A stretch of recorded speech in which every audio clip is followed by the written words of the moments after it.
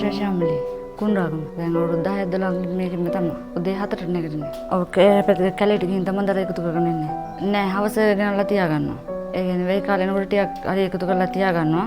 එහෙන් පළේ වෙලට පල්ලා ගන්නවා. ඒක ටිකක් අමාරුයි ළඟත් නෑ ටිකක් ඈතට ගිහින් තමයි අරගෙන ඉන්නේ. වැස්ස කාලේ ටිකක් අර කල්තියෙන් ගිහින් මාසෙකට කලින් තියලා ගෙනල්ලා තියාගන්නවා. ධර්මසක එළිය ගහලා තියෙනවා එකක්. ඒකේ දාලා තියාගන්නවා. ඔව් ටිකක් අමාරුවට පත්තු කරලා මේක කරගන්න. එහෙම දර වෙයි කාලේ ටිකක් අමාරුයි සීතලයිනේ පත්තු වෙන්නෙත් නෑ. ටිකක් අමාරුයි ඉතින් ඇවිල්ලා ගන්න. ඔව් අමාරුයි දුමෙනකොට ටිකක් එහෙම අපහසුයි. නෑ යාලා උදේට නෑ. නැගිට ඉස්කෝලෙන් තමයි නැගිටින්නේ. ඔව් සාමාන්‍ය ටිකක් දාන්න අර දුමෙනකොට එහෙම ටිකක් උස්ම ගන්න අමාරුයි එහෙම තියෙනවා ටිකක්.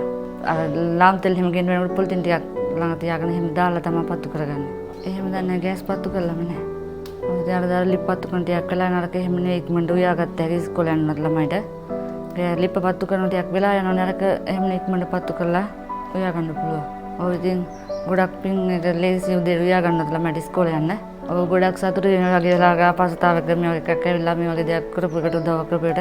එහෙම ගෑස් ලිප් එහෙම පත්තු කළාත් නෑ ගන්නත් අපහසු සල්ලිත් නැති හින්දා. එහෙම අපහසු ගන්නත් සල්ලි තිබ්බෙත් නෑ. එහෙන් තමයි ලිපේ මිව්වේ. ඔව් ගොඩක් සතුටුයි ඉතින් ළමයිට ඉස්කෝලේ යන්න උදේට උයා ගන්න එහෙම. ඇත්තට මේ වගේ පළාතකට ඇවිල්ලා මේ වගේ අපි වගේ දුප්පත් අයට මේ වගේ දෙයක් ලබා දෙන ගොඩක් සතුටුයි. මේ ලාභ ගෑස් ආයතනයට ගොඩක් ස්තුතිවන්ත වෙනවා මේ වගේ දෙයක් මේ වගේ දුප්පත් අපිට ලබා දුන්නේ ගැන. ඔව් ඇත්තම ගොඩක් සතුටුයි උදේට නැගිටලා ළමයි තියාගෙන උයන්න හරි අමාරුයි.